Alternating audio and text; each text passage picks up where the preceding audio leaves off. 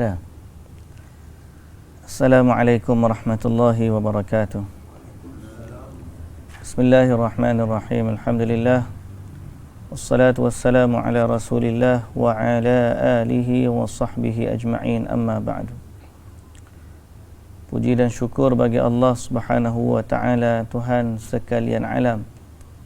Selawat dan salam atas Nabi kita Muhammad sallallahu alaihi wasallam, juga atas ahli keluarga baginda, para sahabatnya, para pengikutnya, sehinggalah ke hari kiamat. Alhamdulillah, alhamdulillah, alhamdulillah. Muslimin dan muslimat yang dirahmati Allah, kita berada pada ayat ke-53. Semalam kita dah baca dah 54, kita baca juga sikit, tapi kita ulang baliklah hari ni. A'udzu billahi minasy syaithanir rajim. Bismillahirrahmanirrahim. Dzalika bi anna Allah lam yakum mughayyiran ni'matan an'amaha 'ala qaum hatta yughayyiru ma bi anfusihim wa anna Allah sami'un 'alim. كدأب آل فرعون والذين من قبلهم كذبوا بآيات ربهم فأهلكناهم بذنوبهم وأغرقنا آل فرعون وكل كانوا ظالمين. إن شر الدواب عند الله الذين كفروا فهم لا يؤمنون. الذين عاهدت منهم ثم ينقضون عهدهم في كل مرة وهم لا يتقون. فإما تثقفنهم في الحرب فشرد بهم من خلفهم لعلهم يذكرون. وإما تخافن من قوم خيانة فانبذ إليهم على سواء إن الله لا يحب الخائنين. ولا يحسبن الذين كفروا سبقوا إنهم لا يعجزون. Baik, bismillahirrahmanirrahim. Sekali lagi puji dan syukur bagi Allah Subhanahu wa taala, Tuhan sekalian alam. Selawat dan salam atas Nabi kita Muhammad sallallahu alaihi wasallam, juga atas ahli keluarga baginda, para sahabatnya dan para pengikutnya sehinggalah ke hari kiamat. Alhamdulillah. Muslimin dan muslimat yang dirahmati Allah. Ayat Dzalika bi anna Allah lam yakum mughayyiran ni'matan an'amaha 'ala qaumin hatta yughayyiru ma bi anfusihim wa anna Allah sami'un 'alim. Ini kita baca dah semalam dan kita dah terjemahkan dan kita dah syarah bahawa Allah Azza wa Jalla ni mendahulukan hambanya dengan nikmat. Allah ni mendahulukan hambanya dengan nikmat, sehinggalah hamba tu mensyukuri nikmat itu, lalu Allah cabut nikmat. Kalau dia tahu dia kufur, Allah hilangkan nikmat. Kalau dia syukur, dia tambah nikmat. Sebab tu dalam ayat wa itta'adzana rabbukum la in syakartum la azidannakum wa la in kafartum in azabi lasyadid. Kalau kamu syukur, kami tambah. Kenapa tambah? Sebab sudah diawali dengan nikmat. Betul tak? Jadi Allah ni Maha Pemurah lagi Maha Penyayang. Dia mengawali hambanya dengan nikmat. kalaupun hamba tu kufur ataupun kalau hamba tu tidak beriman, dia bagi juga nikmat. Tetapi hamba tersebut yang kufur akan diazab di hari akhirat. Tapi kalau dia syukur, Allah Subhanahu wa taala menambahkan lagi nikmat. Jadi kalaupun dia Allah Taala cabut nikmat tersebut, maka Allah Subhanahu wa taala tidak berlaku zalim dalam apa yang dilakukan olehnya. Lalu Allah Subhanahu wa taala sebut kadabi ali fir'aun walladzina min qablihim, keadaan mereka samalah seperti keadaan Fir'aun dan kaumnya serta orang-orang yang terdahulu dari mereka. Macam mana Fir'aun dapat nikmat banyak, macam mana kaum-kaum yang lain nikmat mereka banyak, tapi kazzabu bi ayati rabbihim, mereka mendustakan ayat-ayat Tuhan mereka. Fa ahlaknahum bi dhunubihim, lalu kami binasakan mereka dengan sebab dosa-dosa mereka. Wa aghraqna ala fir'aun, dan kami tenggelamkan Fir'aun serta pengikut-pengikutnya di laut. Wa kullun kanu zalimin, kerana semuanya adalah orang-orang yang zalim. Semuanya adalah orang-orang yang zalim.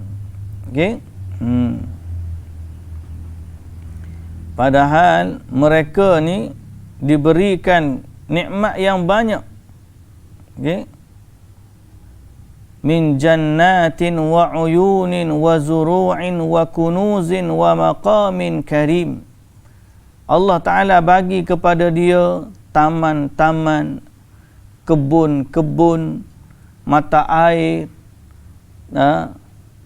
kemudian zuru'in, tanaman-tanaman, wa kunuzin, harta perbendaharaan, wa maqamin karim, kedudukan yang mulia.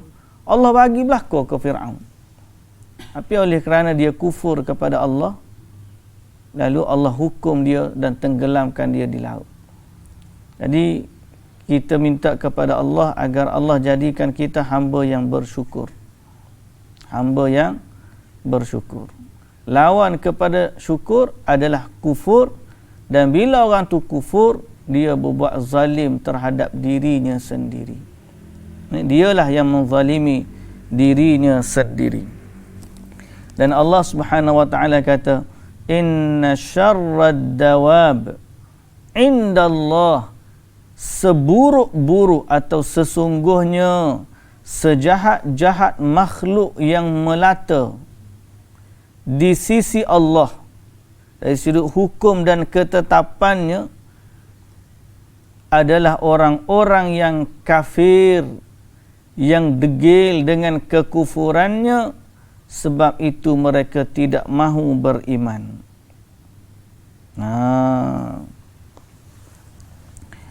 Mereka ni sama dengan ayat yang kita dah baca sebelum ni. Seburuk-buruk makhluk, lebih buruk daripada binatang, lebih buruk daripada mana-mana yang kita tengoklah. Sebab Allah Ta'ala kata seburuk-buruk makhluk adalah yang tidak beriman. Nak banding binatang, binatang beriman. Pokok bertasbih, binatang semut bertasbih, ikan di laut bertasbih. Binatang reti bertasbih, kenal Tuhan dia. Pokok pun kenal Tuhan dia. Cuma mereka ni tidak diberi pilihan untuk kufur. Maknanya dia tidak diuji oleh Allah. Bukan tidak diberi pilihan untuk kufur, dia tidak diuji oleh Allah. Dia adalah makhluk Allah yang taat kepada Allah. Dia tumbuh mengikut yang Allah Ta'ala tetapkan. Dia beredar pada paksi yang Allah Ta'ala tetapkan. Matahari, langit, bumi beredar pada paksinya, bulan, bintang. Binatang laut, binatang darat, semuanya tunduk patuh kepada Allah. Banding dengan manusia yang kufur. Manusia bila diberi nikmat, Allah uji dia sikit, maka dia pun kufur. Lalu Allah Ta'ala kata mereka lebih buruk daripada binatang.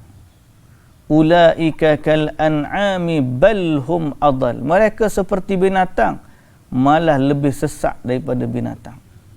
Jadi dalam ayat ni Allah Ta'ala kata, sesungguhnya makhluk yang melata yang paling buruk di sisi Allah adalah orang yang tidak beriman. Macam mana kita nak adjust kacamata kita ni tu? Bila melihat orang Islam, kita muliakan dia. Bila melihat orang yang kafir, maka kita lihat dengan pandangan yang Allah suruh kita tengok. Kita buat baik kepada dia, tapi nak memuliakan dia sehingga kita mendahulukan orang kafir daripada orang Islam, itu sangat tidak kena. Walaupun perwatakan dia kita tengok lebih baik daripada orang Islam, tetapi kerana Allah kata mereka adalah seburuk-buruk makhluk, maka kita tidak mencintai mereka lebih daripada apa yang kita cinta pada orang beriman. Cuma kita buat baik kepada dia lah. Buat baik dari sudut apa?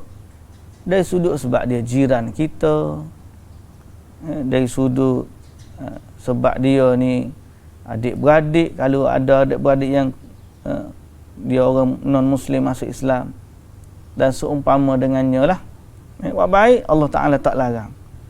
Tapi kita kena tahu bahawa di sisi Allah mereka lebih buruk daripada binatang. Sebab tu kita kalau faham sungguh-sungguh hak ni, kita sedih kalau ada orang yang kufur yang kita kenal tapi dia tidak beriman kepada Allah. Kalau dia baik dengan kita, kena fikir cara mana nak bagi kita buat dakwah tu bil hal. Dakwah bil hal tu maknanya dakwah dengan cara kebaikan, tunjukkan keistimewaan Islam.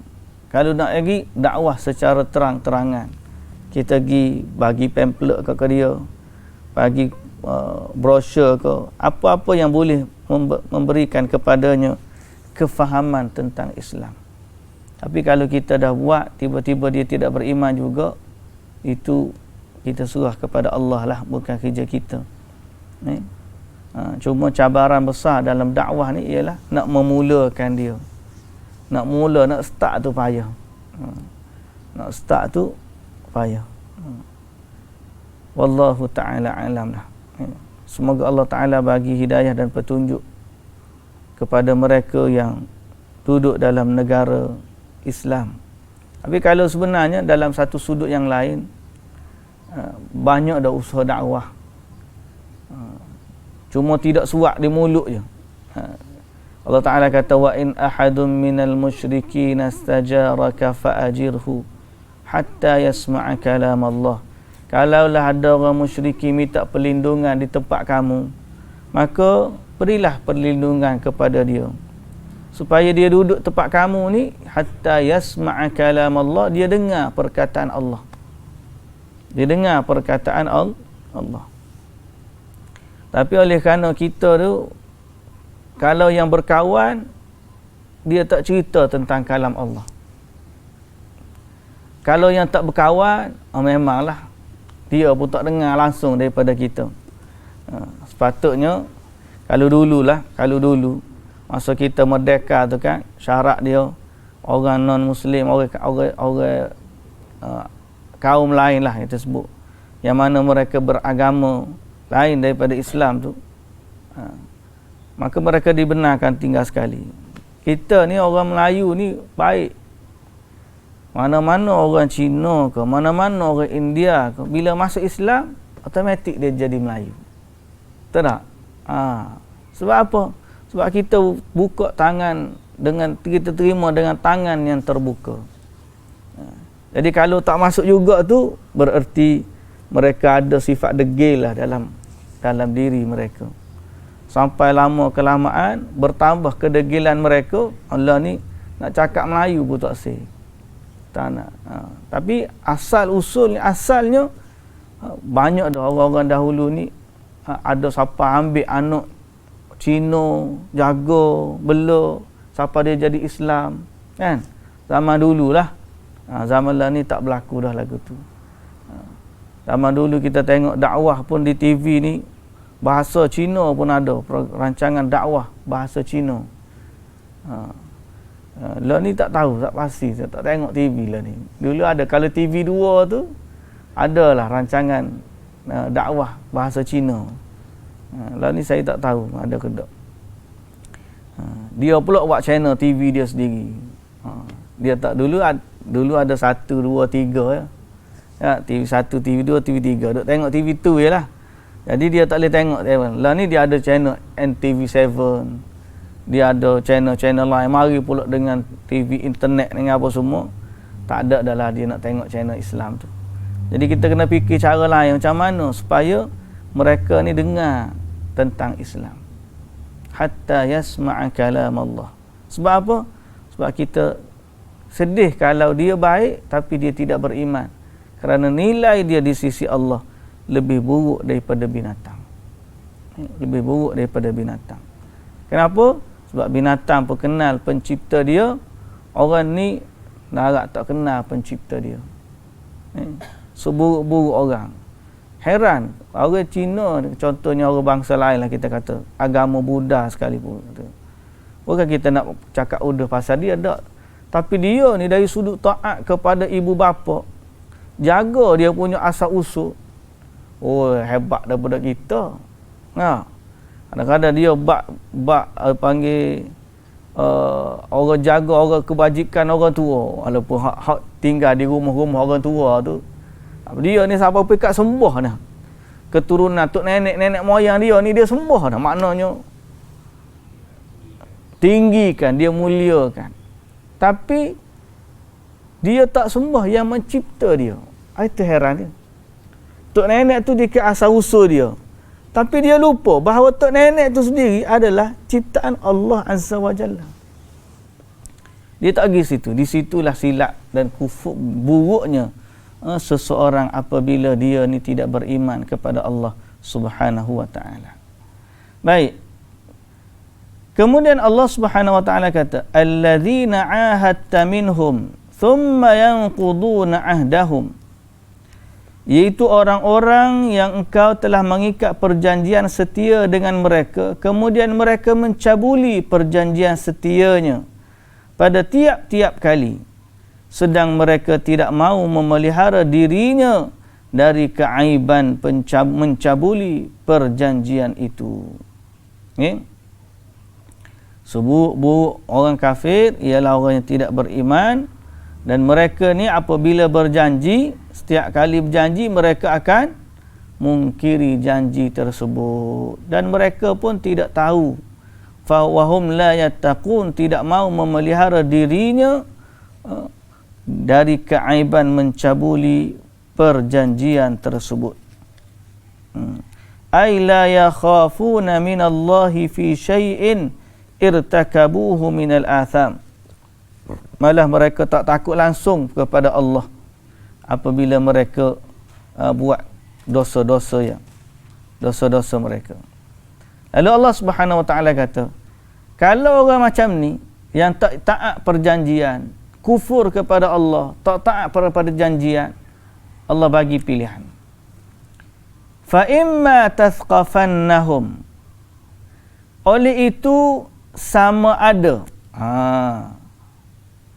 engkau menemui mereka dalam peperangan, fasyarrid bihim, maka hancurkanlah mereka. Makna lawan betul-betul sehingga mereka binasa. Pasal mereka tu kafir dan mereka tidak taat kepada perjanjian.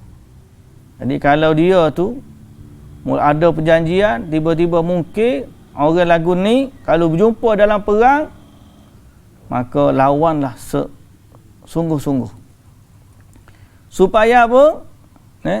Supaya dengan itu orang-orang yang di belakang mereka, mana orang-orang selepas daripada mereka, di belakang ni selepas daripada mereka, selain daripada mereka, gerun, gentar dan mudah-mudahan orang itu pula beringat. Makna orang lain beringat. Jangan buat macam tu. Buat perjanjian, kemudian mungkiri perjanjian. Kalau ada buat macam ni, bertembung dengan perang, bantailah mereka. Seranglah mereka. Perangilah mereka. Sesungguh-sungguhnya, supaya menjadi pengajaran kepada orang selepas daripada itu. Wa imma takhafanna min qaumin khiyanatan, dan jika engkau mengetahui adanya perbuatan khianat dari satu kaum yang mengikat perjanjian setia dengan kamu, fambidh ilaihim ala sawa', maka campakkanlah perjanjian itu kepada mereka dengan cara terus terang dan adil. Innallaha la yuhibbul khainin, sesungguhnya Allah tidak suka kepada orang-orang yang khianat. Jadi sebaliknya, kalau buat perjanjian dengan orang kafir, perjanjian damai lah, bila tengok mereka ni nak mengkhianati, maka kembalikanlah perjanjian tersebut. Campakkanlah, makna bagi tahu kepada dia, perjanjian kita sebab kamu dah buat macam ni, perjanjian kita terbatal. Allah Ta'ala suruh declare kepada mereka bahawa perjanjian terbatal. Sebab apa? Sebab Allah tak suka ada orang yang khianat. Khianat di sini ada dua maksud lah. Kalau kita boleh faham. Pertama, mereka orang kafir tu mengkhianati janji. Allah Ta'ala tak suka. Yang kedua, kita pun orang Islam, Allah tak suka mengkhianati janji. Sebab itu Allah Ta'ala suruh kita ni, andai kita tak nak mentaatinya, maka batalkan perjanjian tersebut. Jangan tiba-tiba kita kata, oh dia mungkir, kita pun mungkir juga. Perjanjian masih ada. Okey? Dia mungkiri perjanjian, kita kata dia mungkir, kita pun nak mungkir juga. Tanpa kita batalkan dulu perjanjian tersebut. Tak boleh. Allah tak suka orang khianat. Sebaliknya, kalau dia berbuat khianat, maka kita isytihar. Perjanjian kita dulu terbatal, maka aku dengan kamu tidak ada lagi perjanjian. Kalau berlaku peperangan, maka bersedialah. Isytihar lagu tu. Pasal apa? Sebab Allah tak suka kita khianat di atas nama janji. Kalau betul-betul nak lawan, lawan betul-betul. Jangan berjanji, kemudian lawan dalam janji. Seperti berlakunya, disebut dalam tafsir, okay? Rawal Imam Ahmad an Sulaim bin Amir qal kana Muawiyah yasiru fi ardir Rum wa kana bainahu wa bainahum amad fa arada an yadnuwa minhum fa idza qada al amad ghazahum. Muawiyah ni dia kata dia berjalan di bumi Rum, di tanah jajahan Rum. Dia pergi berjalan di jajahan Rum. Pada waktu itu dia dengan Rom ada perjanjian. Negara hak dia belum tawan lah. Tapi yasiru fi ardir Rum. Oleh kerana masa tu dia ada perjanjian dengan Rom, dia berjalan dekat negeri Rom. Waktu dia berjalan tersebut, fa arada an yadnuwa minhum. Dia berjalan dengan tujuan dia nak dekat dengan mereka, sehingga apabila tamatnya perjanjian, dia boleh serang mereka. Boleh faham? Waktu dia pergi jalan tu, dia ada niat lagi serang, padahal masa tu ada perjanjian damai. Fa'idha syaikhun ala dabbah. Tiba-tiba ada seorang tua di atas tunggangannya. Dia kata, Allahu Akbar, Allahu Akbar, wafa'an wala ghadara. Tepatlah janji, jangan tipu, jangan menipu. Dia kata gitu. Tepatlah janji, jangan menipu. Kerana Rasulullah sallallahu alaihi wasallam berkata, barang siapa yang antaranya dengan kaum lain ada perjanjian, janganlah dia meleraikan ikatan janji tersebut. sehinggalah tamat tempohnya. Sekira ataupun kembalikan perjanjian itu ala sawa. Mana kalau betul nak serang dia, membagi tahu kepada dia kita nak perang. Jangan kamu buat perjanjian, dia sangka kamu datang dengan niat baik, tapi kamu mengkhianatinya dalam diam. Rupa-rupanya kamu buat persiapan perang untuk lawan dia. Sesungguhnya Allah Ta'ala tidak suka kepada orang yang khianat. Tengok-tengok orang tegur tu adalah Amru bin Ambasah, salah seorang daripada sahabat Nabi radhiyallahu anhu. Siapa tahu tu? Maknanya jangan mengkhianati janji. Jangan khianat. Allah Ta'ala tidak suka kepada orang yang mengkhianati. Kalau nak pakat, pakat betul. Kalau tak nak pakat, jangan pakat. Ni tak kita pakat tapi dalam masa yang sama tikam belakang. Zaman lah ni macam-macam lah. Unsur khianat tak khianat ni mereka sudah anggap perjanjian itu tak ada nilai. Mereka anggap perjanjian itu tak ada nilai. Bukan sekadar khianat kepada orang kafir, tak.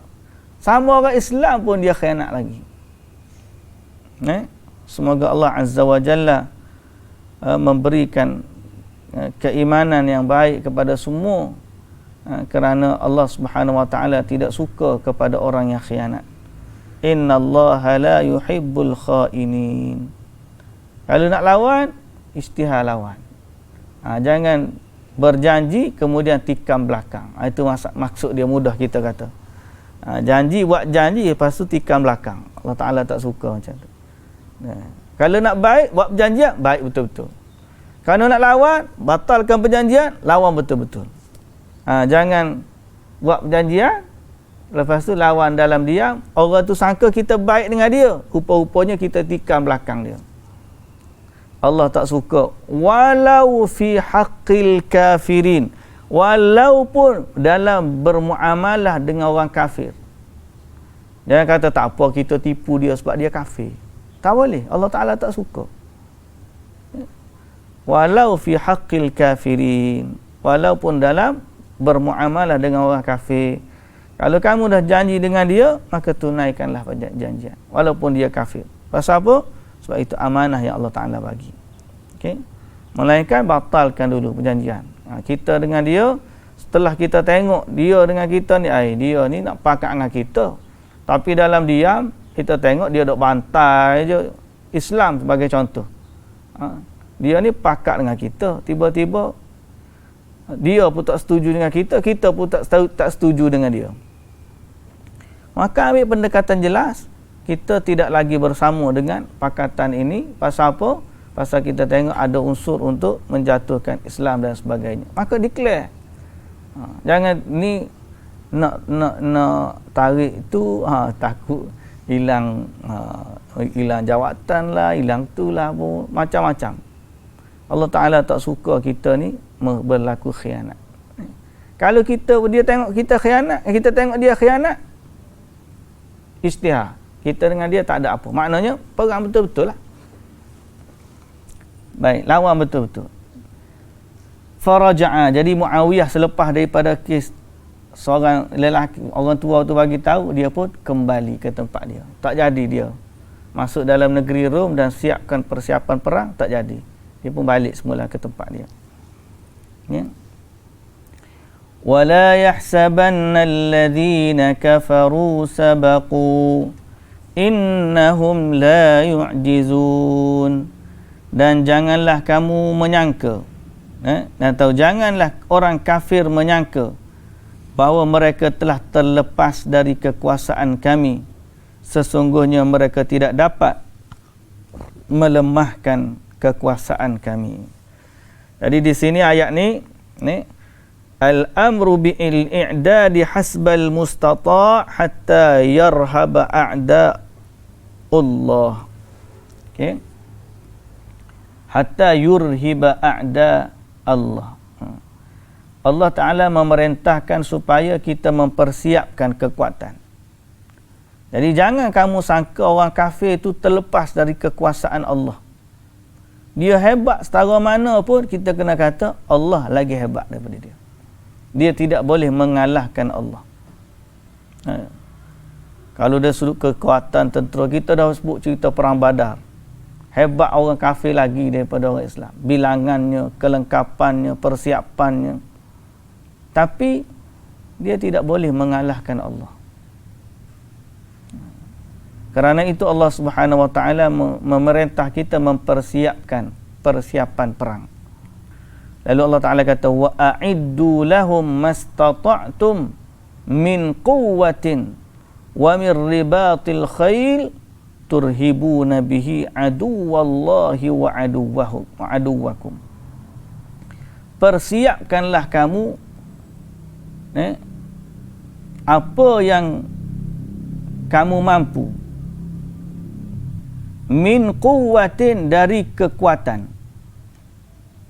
wa min ribatil khail, dan dari pasukan-pasukan berkuda. Sebab itu selama orang tu walaupun dia tak perang, dia mempersiapkan diri untuk perang, dia dah dapat pahala dah. Dapat pahala dah. Sebab apa? Sebab Allah Ta'ala memerintahkan, mempersiapkan diri itu adalah perintah. Dalam ayat ni ada perintah. Bukan perintah jihad saja tak, bukan perintah lawan. Mempersiapkan diri untuk jihad adalah ibadah. Macam mana? Hari ni kita duk main mana? Contohnya orang berlatih nembok ke orang berlatih. Dia mempersiapkan diri itu adalah ibadah. Walaupun berperang tak tahu bila lagi nak berlaku. Tapi sifat dia mempersiapkan diri adalah ibadah. Sebab itulah juga dalam hadis Nabi SAW beri galakan untuk kita pera kuda untuk perang. Persiapan perang tu, kalau dia pera kuda untuk perang, sama dulu kuda lah kan. Sama kita ni tak ada lah orang nak parking kereta kebal depan rumah tu, tak ada. Tapi kalau dia mempersiapkan kekuatan untuk perang, macam mana apa jua persiapan tersebut dikira pahala dia. Dalam hadis Nabi SAW sebut kuda ni ada tiga jenis. Kuda ni ada tiga jenis. Orang pera kuda lah. Kuda yang pertama adalah untuk Allah. Kuda yang disiapkan untuk Allah. Dia beli kuda, dia bela kuda. Kuda ni dia persiapkan untuk Allah. Yang kedua, kuda yang dibeli lisitrin, untuk menutup, untuk apa panggil? Keperluan dia, untuk menutup, untuk mencukupkan keperluan dia. Dia ada kuda, dia guna kuda tu untuk hajat-hajat dia. Okey? Atau dia gunakan kuda tersebut untuk cari rezeki. Ini kuda kedua. Kuda yang ketiga, li syaitan, kuda untuk syaitan, ataupun kuda yang dia mendapat dosa padanya, kuda yang mendatangkan dosa. Adapun kuda yang pertama, kuda yang dipersiapkan untuk Allah. Orang ni kuda yang macam ni, maka selama dia duduk dalam kandang, dia makan rumput-rumput yang ada, baginya pahala seperti selama kuda tu makan. Sehingga atau kalau kuda dia terlepas, lari setiap naik atas bukit, setiap gunung dia turun, kuda tu lari terlepas. Tapi kuda tersebut dia ada niat untuk Allah. Setiap bekas tapak kaki kuda tu berjalan di mana pun, Tuhan dia dapat pahala. Hasya. Kalau kuda hak terlepas tu pergi minum di sungai, Tuhan dia tak niat pun nak suruh dia minum, tapi tetap juga Tuhan dia dapat pahala. Walaupun kuda tu terlepas daripada dia, pasal dia niat kuda tu untuk Allah. Kuda ni untuk Allah. Adapun yang kedua, kuda yang dia gunakan untuk keperluan dia, maka dia dapatlah apa yang dia hajatkan, dengan keperluan yang dia tu. Okay? Dia guna untuk keperluan dia saja, dia tak niat untuk Allah. Tapi kalau dia niat untuk Allah, boleh juga dia naik walaupun tak pergi perang, tak ada masalah. Nah, tapi ni tak, dia tak niat, dia hanya niat untuk keperluan dia sahaja. Maka dapatlah kuda tersebut menutup untuk mencukupkan keperluan dia. Adapun yang ketiga adalah kuda yang diikat sebagai tanda kesombongan, riak. Maka kuda ni adalah untuk syaitan. Dia ni mendapat dosa. Macam mana dia riak? Dia beli kuda, dia nak tunjuk ke orang dia ni ada kuda perang, tapi sebenarnya dia tak niat pun nak perang. Dia nak tunjuk orang dia ni ada. Riak lah, dia riak. Maka dia mendapat dosa daripada kuda tersebut. Jadi ringkas ceritanya ada galakan untuk mempersiapkan. Oleh kerana cerita ni, ayat-ayat ni ayat perang, ayat perjanjian dengan musuh dan sebagainya, maka umat Islam kena senantiasa berwaspada.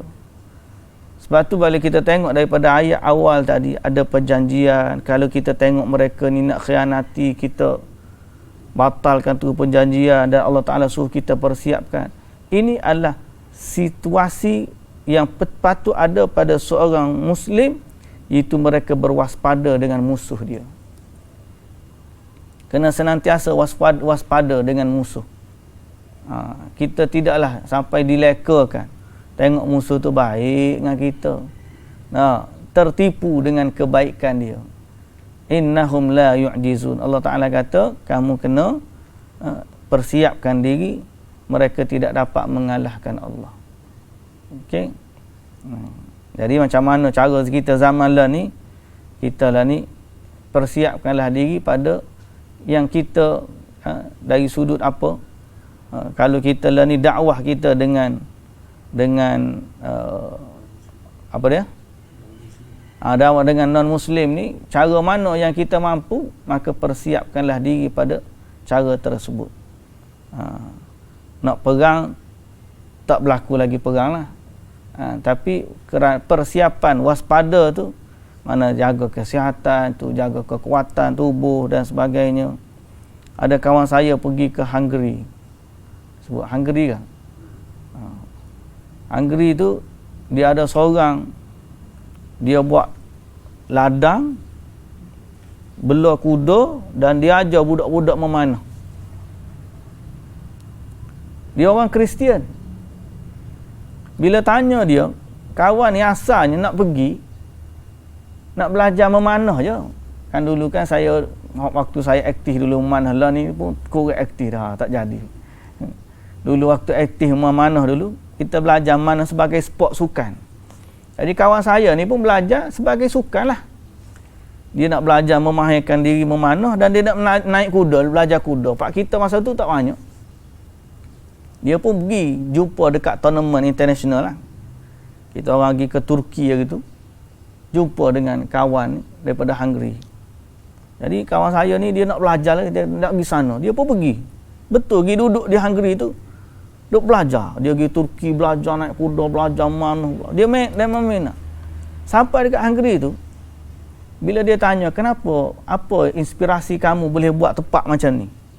Dia memanah, ada kuda, ada dia ajar budak-budak mana.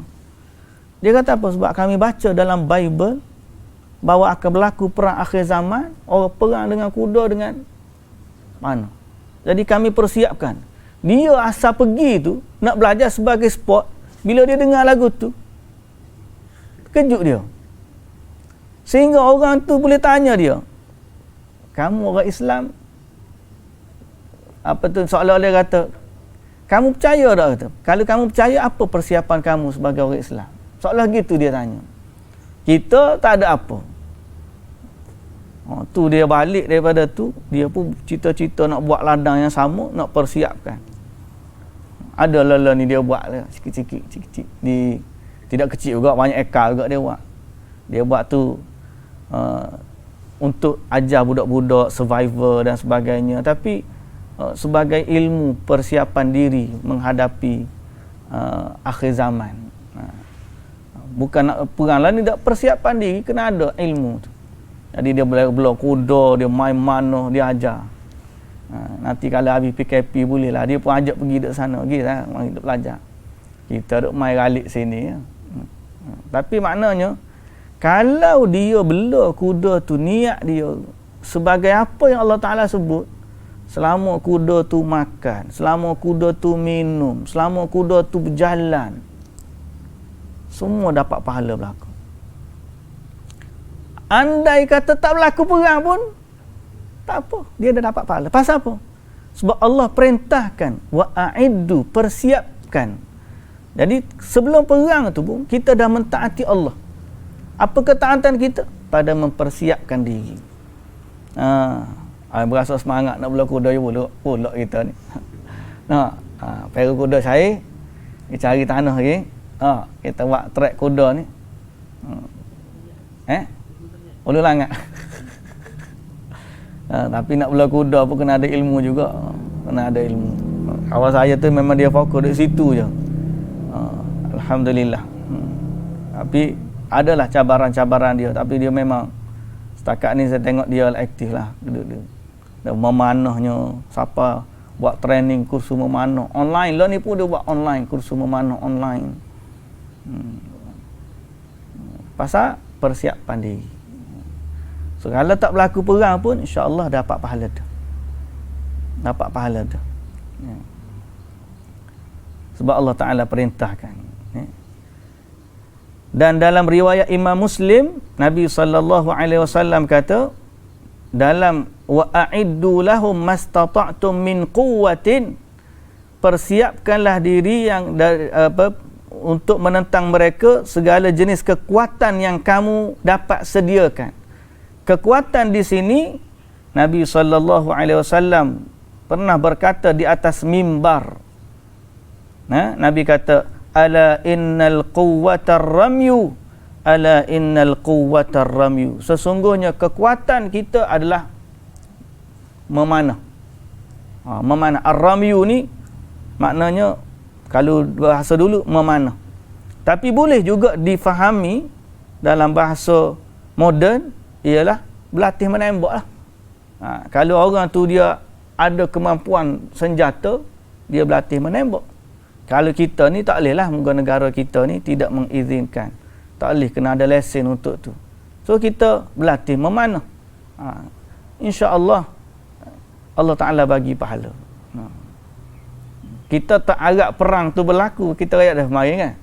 Jangan bercita-cita. Nabi kata jangan cita-cita tumpung musuh. Jadi kita berlatih dalam keadaan tak bercita-cita perang, tapi kita berlatih untuk mempersiapkan diri, mudah-mudahan dapat pahala. Wallahu ta'ala alam. Baik. Ayat tu ada panjang sikit, jadi kita sambung besok lah. Sambung besok. Besok lah. Hari Isnin, insyaAllah. Sekejap je hari ni. Sekejap je ni. Tambah pula lah ni. Tak gimana. Duduk sini. Pejam celak. Hari tu berlalu macam tu je. Tu pun nasib baik kita ada kelas. Ingat jugalah hari ni hari Jumaat tau. Kalau tak ada kelas, tengok hari ni tak hari gapo.